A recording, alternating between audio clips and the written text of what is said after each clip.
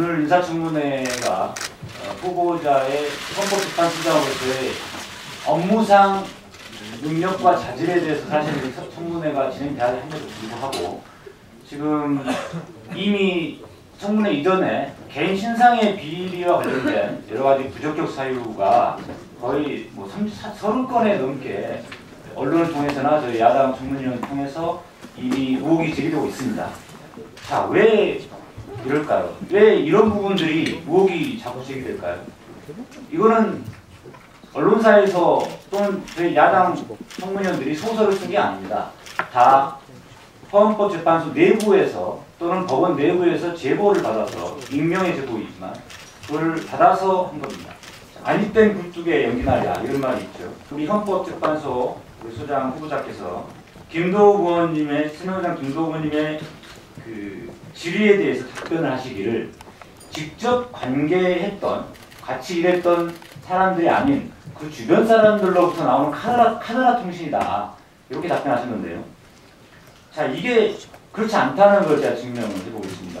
중앙일보의 기사에 이런 말이 있습니다. 헌법재판소의 C 연구관은 이 후보자는 연구관들이 모시기를 기피하는 대상이었다.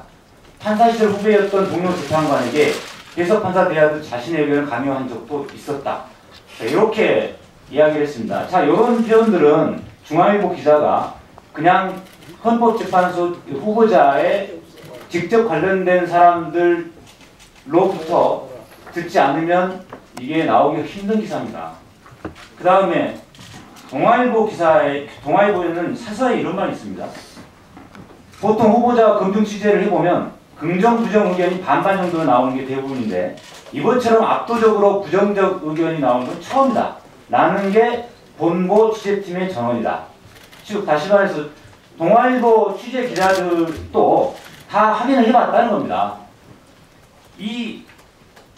자, 그런데 물론 이럴 수는 있습니다. 직접 후보자와 관계했던 분들은 그 인간적인 관계가 있기 때문에 직접적으로 후보자에게는 본인은 그렇게 말한 적 없습니다. 다 의혹이 그 사실 무근이니까 걱정 말고 이렇게 당당하게 하십시오. 예를 들어서 그렇게 격려하실 수 있죠. 자, 그 직접 관계했던 사람들이 후보자에게 언론에 나온 거 다 사실입니다라고 말하겠습니까? 어떻게 생각하십니까? 아무튼 뭐 이런 것이 논란되는 것이 저는 개인적으로 상당히 부득해서 이런 게 되는 것이 아니냐 이런 반대를 합니다. 하는데 아까도 말씀드렸듯이 제가 헌법재판소에서는 이 헌법재판이라는 것은 최종적이고 아주 완결성을 갖춰야 되기 때문에 그래서 제가 연구관들하고 일할 때도 다른 사람보다 훨씬 더 많이 시간도 투자하고 연구관들이 힘든 거는 전 당연히 인정합니다. 근데 그것은 제가 볼 때는 전 세계적으로 볼 때 선진국에서는 다 그래 합니다. 이때까지 그런 게 안 한 것이 오히려 좀 문제죠. 그래서 좀 힘들었다 하는 거는 전 인정하고 그건 앞으로 더 그런 부분도 제가 배려심이라든지 이런 걸 갖고 해야 되지 않느냐 이런 생각은 그래서 저도 그 헌법재판소 내부의 그런 제보가 이게 충분히 이 청문회장에서 후보자로부터 그리고 그 전에 해명 자료가 오기를 바랬습니다. 그런데 이렇게 동아일보나 보수 성향의 동아일보나 중앙일보에서조차도 이렇게 취재를 해보니까 사실이더라라는 게 지금 나오고 있는데 이 의혹들에 대해서 후보자께서는 이 1월 17일 날 언론 보도자료를 이렇게 제출하시면서 굉장히 간략하게 해명 자료를 내셨어요. 그리고 이 해명 자료를 제가 보니까 하나같이 다 이 사실 무근이다. 그리고 뭐 관례다. 뭐 이런 식으로 애매하게 비껴가고 또 구체적인 해명에 관한 자료를 제출하지 않고 있습니다. 말로만 항공권 구입이나 외국 출장 시 부부 동반 때 사비로 제출했다. 말로만 사비로 제출했다. 이렇게 말하면 그럼 어떻게 믿습니까? 사비로 제출했다는 것을 증거를 내셔야죠. 증거 자료를 제출해 주시기 바랍니다. 자, 그 다음에 재산증식과 관련해가지고 박범계 의원님께서 이 특정 업무경비 문제를 제기하셨는데요. 자, 이 후보자 해명 내용을 보면 이렇습니다. 본인이 지금 연봉이 1억 가까이 되시는데 1억 총 6년간에 6억의 연봉이 고스란히 다 저축이 예금됐습니다. 지출이 분명히 생활비가 있어야 되는데, 근데 그 이유를 후보자와 배우자가 생활비를 전략하여 월급을 저축한 부분, 뭐 이런 부분을 제시하는데 1년에 4차례에서 5차례 해외 출국하셨죠, 거의. 그리고 2007년 2년 동안 해외 유학을 셋째 딸 보내셨죠, 맞습니까? 자, 그런데 이렇게 생활비를 전략해서 월급을 저축할 수가 있나요? 이 부분이 굉장히 저는 의문이고요. 그 다음에 퇴직 시 수령한 퇴직금 1억 2천만 원을 여기다 써놓으셨습니다. 해명자를.